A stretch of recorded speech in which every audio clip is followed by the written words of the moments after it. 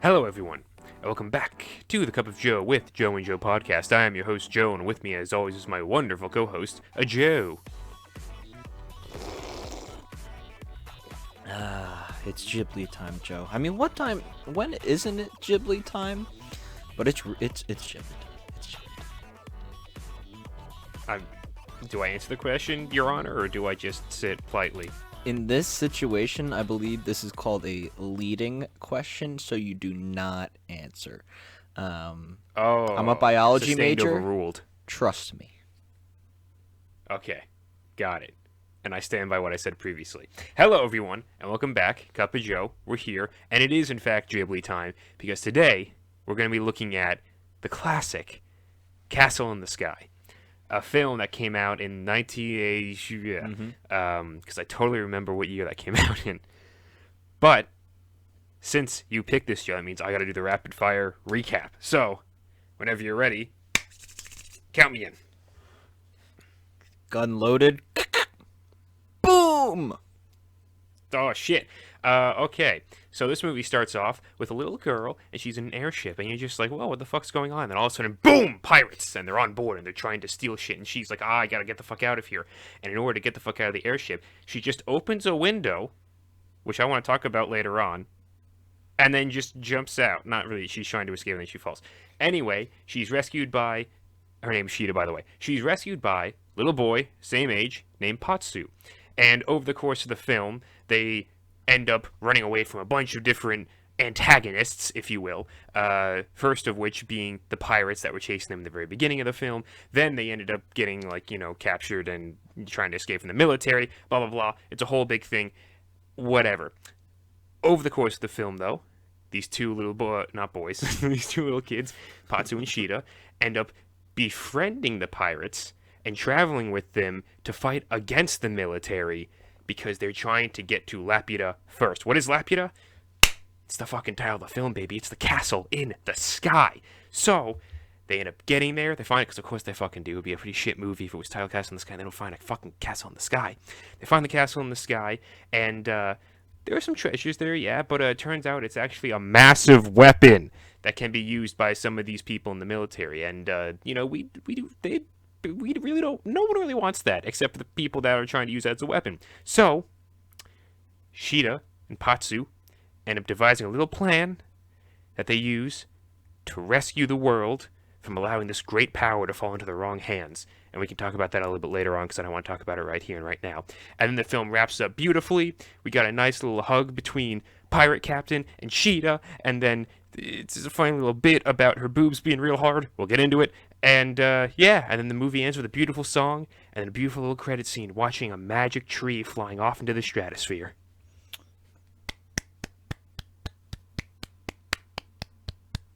Joe. Hell yeah. Yeah. It's such an accurate description you just gave, but at the same time, it's like, I feel like you can't really describe this movie in words, because you're like, oh, there's pirates in the military, and it's like I feel like if you've never seen this before and you're trying to picture it based off what you just did, and then you actually go into the movie, you're like, what the fuck? This is nothing like Joe described.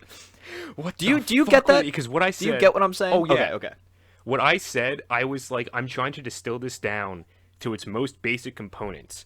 And in doing so, I mean, you distill anything down to its most basic components, and generally you'll be like, what the fuck is this? But especially with this movie, like all those little plot bits that you're just like, oh yeah, is that what this is? What the fuck? And like you sit there and you realize what's happening, and you're like, this is kind of really weird. But again, this is also anime from the 80s, so it's like, I mean, what, you got Akira, you got this movie, you got a bunch of other stuff happening back there. It's just like, of course it's going to be wacky and insane. I mean, anime today is wacky and insane, so it's like, makes total sense in that context. But when you hear it just like that, it's like, what the fuck is going on? I know. And yet, it's, yeah, like we said, there's a lot more to it than just that. And look, this film, I think this film means a lot to both of us. If I remember correctly, and I'm really happy that I picked it, because I was in a mood to watch something like this. I watched this on, oh my goodness, I think this was Saturday I watched this, and it was a very gloomy, rainy day, and I sat down in my basement and watched this, and There's certain things when you watch Ghibli films and it's like kind of like maybe it's snowy outside or rainy. Like it all depends on the weather, but it was perfect to watch this movie. And so Joe, I wanted to ask you. So I feel Mm. like I have a very this I have a good story of the first time I watched this. And I want to know, do you want to talk about the first time we watched this film, or do you want to kind of give a little bit of like, I don't know, our thoughts so far into it? Yeah, we can give our briefly like what our first viewings of this thing was, because mine was like I can't actually remember what the exact time was, but that's because my father was gifted by a friend of his two totally legal copies of Ghibli films, um, that being Spirited Away and Castle in the Sky, and they were for me as like a tiny child. And so basically, from ever since I was growing up, I've had Spirited Away and Castle in the Sky as two of the oldest movies that I've ever had. So I've basically just been like born into this earth being like, oh, yep, Castle in the Sky. That's one of my favorite movies of all time. Showing my hand a little bit, but that's me. So for me, this was the first Ghibli film I ever saw. I Mm. remember it specifically. My grandmother coming over one day, and my grandmom used to love to just kind of like show up and like give us like random presents that she would buy, but like usually it'd be like Like totally legal copies of DVDs. a totally legal copy of Melee.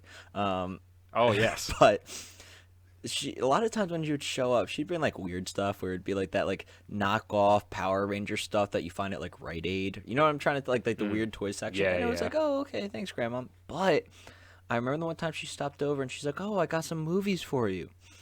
And I forget what the other movies were, but I specifically remember seeing the cover of Castle in the Sky, and this was a VHS, and being like, "Whoa!" I'm like, "This looks like the same style as Yu-Gi-Oh!"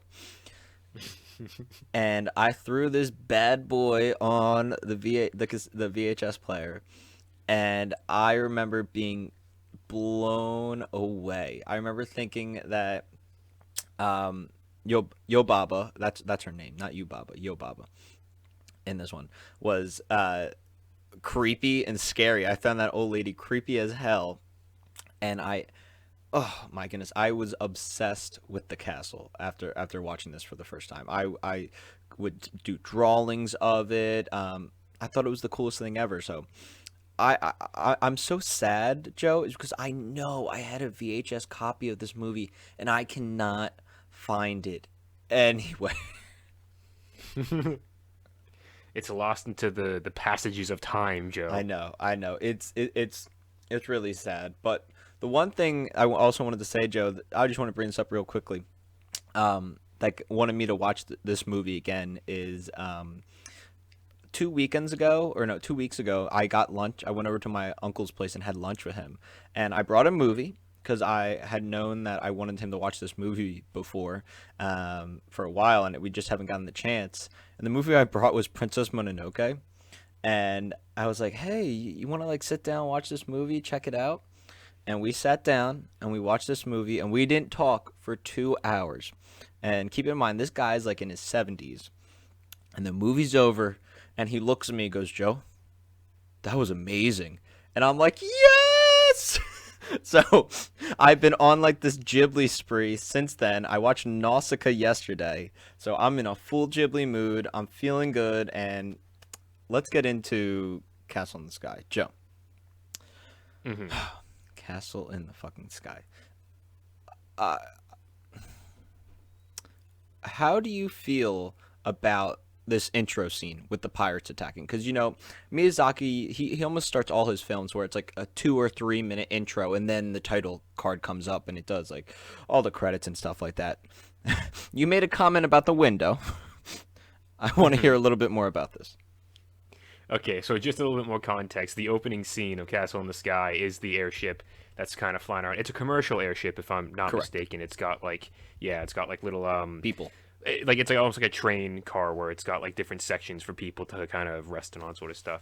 And you just see Sheeta, who clearly is very uncomfortable sitting there because she's offered food and she won't even look at the man offering her food. She just continues to look out the window and won't accept it.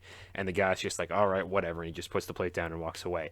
But as she is looking out the window, she sees all the different little flying vehicles coming up, and they're so like all of Miyazaki's designs are just very very cool when it comes to his Aircraft. Yeah. aircrafts, his creatures, just all the sort of stuff that he puts into his worlds. They're incredible and they fit so well together. So seeing these little like dragonfly-esque pods coming up with all the different pirates, you're just like, what the hell is going on? And then they infiltrate and there's like a little, I don't know, like a scuffle or something like that. I was gonna say a war. It's not a war. It's just people fighting and shooting guns. And Sheeta, in order to escape them, she opens a window like a bus window. Meanwhile, she is however many thousands of feet in the air, and I guess air pressure or cabin pressure just doesn't fucking matter at all. Which, again, this is something stupid, but I'm just like, in my head, I'm like, okay, I can get over air pressure not being a thing because, again, there are people flying outside on like those little dragonfly pods in complete open air. So it's like, what? That doesn't matter. But you would think on a commercial airship, you might have a few more steps to go before just being able to open a window that you can just leap out of and then plummet back to the earth, No, you know? it's like the late 1800s, early 1900s. It's fine. So safety wasn't It's invented back it's then. fine. That's You're right. lucky they have windows, Joe. Settle down. Right. I guess that's true. All right. Sorry, I forgot the past. I forgot that safety wasn't invented until 1947. So, yeah, it's a very, I think it's a very strong opening because it creates so much intrigue. You know, you don't know why Sheeta's upset. You don't know what she's doing there or why she's important. You don't know, you know the pirates are after her, but you don't know why they're after her until the very end, where you hear Dola go, "Oh no, there goes my crystal," and then also you get the scene where she takes the crystal out of Muska's pocket after she knocks him out with a, a wine bottle, and then she plummets to the earth, and you're just like, what happened in any of this? It creates so much mystery about what's going on, but it creates also so much of what you know going forward. Sheeta is important, the crystal is important, Dola and her gang are trying to get said crystal, and Muska and his gang are trying to protect her, it seems at first, but she doesn't really like them either. So it's like there's a lot of stuff established in those first 3 minutes, and it's very well done. Yeah, yeah, it really gets your attention. I'm forgetting the boy's name. I want to call him Asbel, but that's from Nausicaa. Patsu. Patsu, thank you. So the scene where Patsu actually catches her falling down, not even falling, just floating. Um, Mhm. it is literally another just great intro scene to both these characters of where he's first introduced to her as like he said he thought she was an angel falling down, and I Mhm. love the fact that when the crystal stops working he feels the weight of her in his hands and he's like, oh fuck. Oh no! Okay, hang on. Yeah, I was like, oh Jesus Christ, Patsu, your back is gonna fucking kill you tomorrow, man. Yeah, yeah, that scene is great. And even the next morning of being at Patsu's house and the doves and the music, like it's the scenery in this, like the actual small town is really fucking Hmm. adorable. Like so it's like I don't even know, like maybe like it reminds me of like a European town or something like that. Because Oh it's a yeah, mining town, totally. especially the boss. Oh my god, the boss, it's a fucking man. Patsu's boss is so incredible. I always love the scene when he's protecting the two of them after Dola's gang rolls up and the boys come in and they're just like, all right, beef off, baby. And they just flex so hard that their Yeah, shirts you all hear the just one guy in the erupt. And then background. his Make it, wife, show him how you make your shirt explode. And he's like, all right, all right. make your shit explode, bro. And then when he does it, his wife is just like, I am not mending that, I hope you know. And then his face just drops. He's like, oh shit, what the fuck did I just do this for then?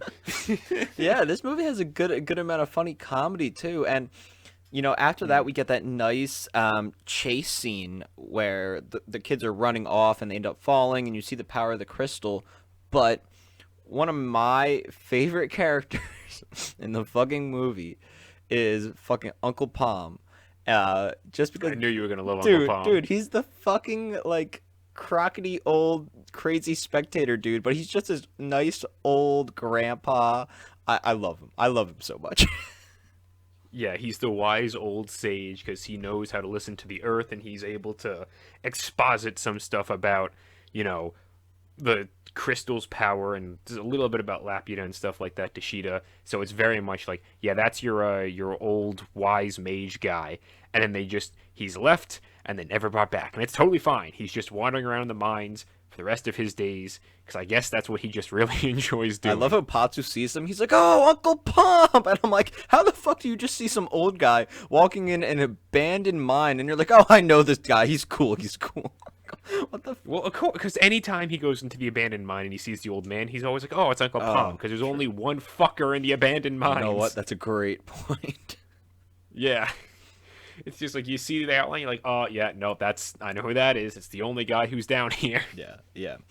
And it was after this, Joe, that we also, some other little things happened, but I think the introduction of the robot is one scene that I remember being younger and having it stuck in my head once the robot comes to life, and thinking, this is around the same time I saw the Iron Giant, so I'm like, what the crap, it's a ripoff!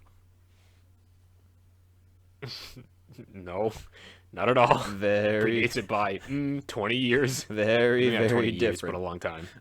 Yeah. But that scene where the robot just goes ham, destroying everything. I remember being younger, being scared as shit, being like, what the fuck? I'm like, this robot seemed kind of cool. But then you realize, through context clues, that he's actually just doing this to protect Sheeta and save her, which is fucking adorable. I hate when the robot dies. And I actually tear up every fucking time. Yeah, I never got that emotionally connected with him. I did find it rather scary the first time that he came to life, and I was just like, what the fuck? Because it's so unnatural the way he moves and like all the stuff that he does. But yeah, when he dies, it is rather sad, because you do find out over the course of that insane fight where they're just blowing everything up, he was just trying to protect her. He's like, I am here to protect you. Hey, love me back. And Sheeta's so afraid of him, and she's like, no, get away. And he's just like, oh. And then he dies, and she's like, oh, no, wait, I love you. I gotta say, my favorite part, or I guess segment of this whole movie, is when Patsu and Sheeta join the Dola gang, and they begin their trip to Laputa. And I just love the environment on the ship, how Patsu's kind of treated as a man, and he has to do all this stuff and has all these responsibilities like the night watch, and I like how all the sons are in love with Sheeta, and she's just working her butt off. I love when she puts on Dola's pants, like all this stuff. Like it's you go from thinking that these are just some dumb pirates, but really they're just caring people that want to take care of Patsu and Sheeta. Maybe not at first, but eventually they come to. And I just love that 20-minute segment of them kind of beginning to form a family there. Yeah, definitely. And I think the best characters in this movie, I gotta say, are Dola's gang. Like, Dola's pretty cool, the dad's pretty cool, but the sons, Hilarious. all the sons, I fucking love them all. They're fucking hilarious. I love all of their lines. When they're trying to pull the train off, and Dola's going, heave ho, and she's like, stop, and the one guy, you just hear the one guy in the background going, and stopping.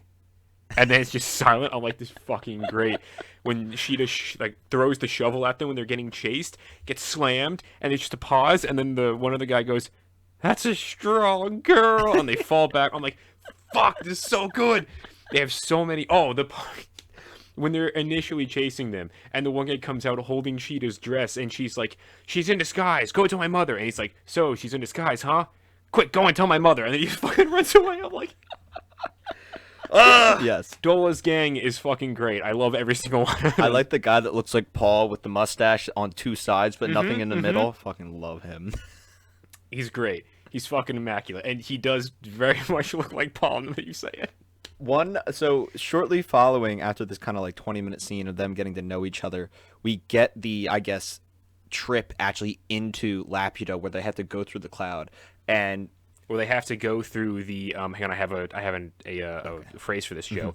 The timey-wimey electric dragon hurricane. Dude, I fucking love this scene. Between the way that like Patsu and Sheeta's faces look during the storm, but also, dude, the fucking lightning that turns into like dragons and snakes, and then when Patsu sees his dad in the ship, tugging at my heartstrings. Perfect.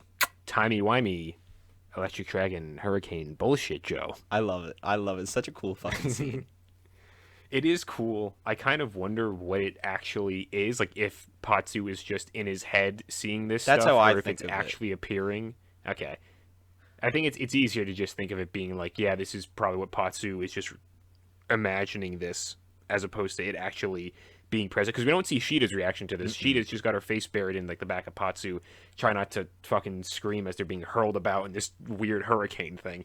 But yeah, that entire, because it's so aesthetically different from everything else in the movie. Like, everything else feels pretty safe, you know? Yeah. Where it's like all the scenes in the town feel very homey. Even when they're being chased, it's like they don't feel it's like they're in cartoony that much almost. danger. It's cartoony, yeah. Even when Sheeta's captured and she's in the castle being held by the military, that doesn't feel like, it feels depressing, yes, but still not like dangerous. This, the way it's drawn and animated, Crazy. it feels crazy and dangerous and like anything could happen, because you're seeing electric dragons and weird time travel bullshit. You're like, what the fuck is going on? Yeah, yeah. And it's after this that it kind of calms down. We get this nice calm scene of exploring Laputa a little bit, seeing the grave, the one robot that's still alive, taking care of everything, the other robot that's covered in moss, some of the animals, and it's beautiful. The way Laputa is designed, oh my goodness, absolutely gorgeous. And this calm doesn't last for long because, of course, the storm ends up going away because I believe they make a comment that, like, oh, it sensed that, like, Sheeta was back, that her crystal was back, so, like, it stopped hiding or something like that. It was like a quick, like, throwaway line to kind of explain it. But that means now Mushka and the military are here, and technically Dola's here, but they captured all of them. So now you got the military just ransacking everything, getting all the gold, but Muska has different plans. And Joe, it's at this point I want to talk about our boy Muska. Tell me, Muska or Mushka, however the fuck you want to pronounce it. Joe, how do you feel about this boy? I have a lot of hatred built Oh, up for him, but that is also just because I've like, again, I've had this film since I was a tiny child. Looking back on it this time, while I still hate him, I actually found him to be kind of a underwhelming antagonist. yeah. I was, because like, he doesn't really have a whole lot going on. Like, he's present for a little bit, just being like, "Hey, I'm here. I want to get there and do my own thing." And he's he's an asshole for most of the film, where he is present. And then when he gets there, he's just like, "All right, your king is back, baby. Time to blow some shit up." And then he's just defeated by the going blind and then everything collapsing in on him, presumably. But yeah, other than that, I actually I found him kind of underwhelming, even if he is voiced by my boy Luke Skywalker. Yeah, yeah. No, I felt the same. I used to always hate him. I hate the scene where he shot off Sheeta's braids, the pigtails. pigtails. Yeah, I Yeah. remember being like, "Oh my god, did he just shoot her ear?" When I was like so scared. But yeah, this time around, I'm like, "Oh, Muska, you're just fucking annoying." Like, not I again, not I always bring up Mononoke, but like, um, oh, why am I forgetting her name? I literally just had it. Lady Eboshi. Yeah, Lady Eboshi. Now that's a strong fucking quote unquote villain. Antagonist. Yeah, this guy, he's kind of just like, I want to take over the world. I'm gonna use like I like the backstory of making him a Laputan, and that him and Sheeta are supposed to take over. I thought that was pretty cool. I like that as a nice twist, and I also like the fact that Sheeta is Laputan, and that she has more of this backstory than she was just like, oh, I am like, she's just this random girl with the stone. Like, no, she actually has a backstory, and they actually don't even spend that much time on it, but it's really solidified. So I agree. I find him a little underwhelming. His defeat a little, I don't know, lackluster. But something that you said, this is maybe a little bit of a tangent, but do you still have the original disc that your dad got from all those years ago for this movie? Yes, I do. No Why? way. That's kind of cool. For some reason, I just always imagined it that like you didn't have it, but that's sick. You still have it. No. I still have it. They're in both that one and the Spirited Away disc are in these very thin, clear cases. that came with the totally legal copies of the discs. Let me clarify. Special editions. And special editions, exactly. And you can see on the, because they're clear cases, when you hold it up, you can look at the DVD and see written in Sharpie, totally legal, the name of the film. This is a street legal. And they're slotted perfectly legal by all means, all accounts. And they're slotted right next to like all my other Ghibli films that I have that are in like their standard edition, also perfectly legal cases. But yeah, so I still have that down there, and that's something like because I didn't put this disc in for the watch that I was doing because I figured we have to bring this up. Thank goodness I was you gonna remembered say, it. We're bringing this this is up big because really big. I was losing. Joe, I was losing my fucking mind watching the first like 15, 20 minutes. I was like, am I misremembering things? Joe, I thought explain. I thought I ate something that just had stuff in it, and I'm like, is this it? I'm like, is this really the end? So, Joe, we share an HBO Max account where Joe pays for the whole thing. Yes. I paid for the first month. Keep that in mind.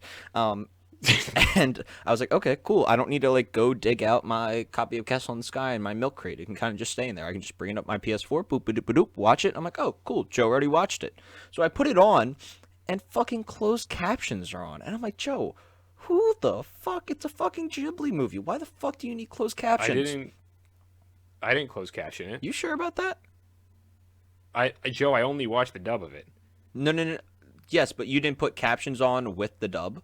Nah. Really? No, why would I? Interesting. Well, that's just a really strange coinky dink then, that mine, when I first started it, actually had closed captions on. And I thought and I was so confused about why that happened. And then about 15 minutes into the movie, I'm like, this is a little weird. The music's really fucking loud. What? I was like, this is not what I'm talking about at all. This isn't what you were talking about? No, what I'm talking about Wow, is the removal of certain lines and the changing of music in the film. Okay, well, there's something I want to bring up that I couldn't fucking hear anything. There were so many scenes where the music was blown out of proportion, and I couldn't even hear what the characters were saying. Like it it was like the mixing was off, and I was like, what the fuck is going on? I've seen this movie like over 20 times, and it always had been super clean. I'm like, is there something wrong with the quote-unquote version they have on HBO Max? That's so weird that this was not the same thing we were bringing up, because in my mind, I was like, oh my God, like Joe had closed captions on because he noticed it as well. Wow, what a crazy story. But anyway, yeah, when I was watching this, for some reason, the mixing sounded terrible, but I think that's more of a HBO Max or my TV. Something was up with that, because Joe, it sounded like I was at a concert and I was trying to listen to the person talking right next to me. Yeah, no, I didn't have, that was probably, check your TV audio settings next time you go down there. Because my problem was that when I loaded into it, I was listening to it and I was like, because, again, I've had this movie since I was fucking born at this point, and I would remember lines that were about to be said, and then they weren't said, and it was just silent, and I was like, wait, what? And then especially the trumpet scene, when Patsu was playing the trumpet in the beginning, in the version that I've always known all my life, again, perfectly legal copy, the trumpet was then accompanied after the first verse by like string instruments afterwards, as like the sun was illuminating the town. In this version, just trumpet. I kept waiting. I was like, when the fuck is the guitar and stuff coming in? Never came. And I was like, what the fuck is going on? What's happening? So literally midway through this movie, I paused it and I started Googling. I was like, what the fuck is going on? I was like, HBO Max, Castle in the Sky, removed lines. And I found a Reddit thread where someone posed the exact same questions. They were like, yo, the Patsu thing is wrong. There are lines missing. Am I going crazy? And then someone responded being like, yeah, this is the version that Miyazaki is closer to Miyazaki's original vision, because when Disney did the dub, because Disney did the original dub of this movie back in, I don't know, like the 90s, 2000s, whenever they got it. So they added in lines and stuff like that for humor, and then also some other bits of score stuff to kind of like make it their own. So this is apparently closer to what Miyazaki's version is, but I didn't like it. I was like, this music sounds weird and not cool, and I was like, I don't want this. So I was just like, the entire time I was listening to it, I was like, fuck, I should have just put in my original disc. Yeah. That was my thoughts, but with the mixing, I don't know because Joe, it wasn't my TV because I literally watched Nausicaa yesterday and it sounded fine. I don't know. Maybe you're going deaf. I'm actually losing my mind. Anyway, wow, what a trip we just went on there. That started on the same page and slowly we ended up on different sides of the country. Fucking diverging to the different sides. So Joe, the end of this movie I find adorable. I love having Patsu and Shida re-meet up with the pirate family, hugging, celebrating that they're alive, and, you know, being like, oh, a good pirate always listens to their mom, and they pull out all the gold. I fucking love it. Which is why Dola had hard tits. Yes. Well, that's why I said that in the beginning.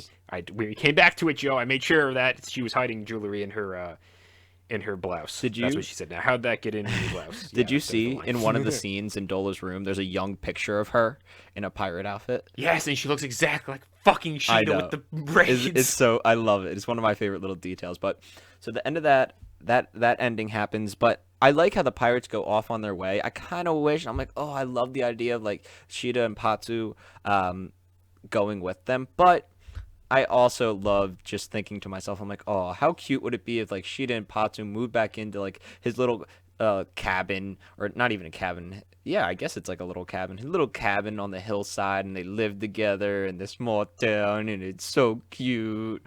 Oh, yeah, I agree. I would have felt very happy, I guess, if they ended up going back with the pirates and just going off on whatever adventures. But I also like the fact that they kind of just flew off on their own. Like, yep, this journey is over. We're going to go start our own thing. I kind of wanted a little bit more from that. Yeah. Like, I kind of wanted to see a little bit more of them, even like, just being during the together and, end like, doing credits, stuff. instead of just seeing, I mean, obviously the castle without that black dome and all the roots, I think looks even cooler.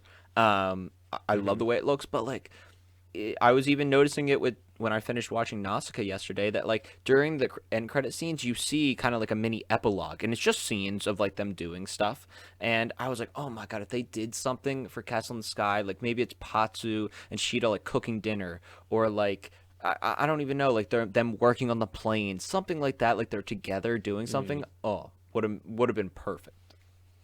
Yeah, I would have liked something like that. Or even if it was like this would be my ideal scenario, where it's like over the end credits, you had just a couple like scene vignettes from different stages of their life as they were growing up that would into have like been adults, or maybe even like, you know, middle-aged and like elderly sort of a thing. I just feel like that would have been kind of cool to see something like that. But again, Miyazaki is kind of like known for not like none of his movies really have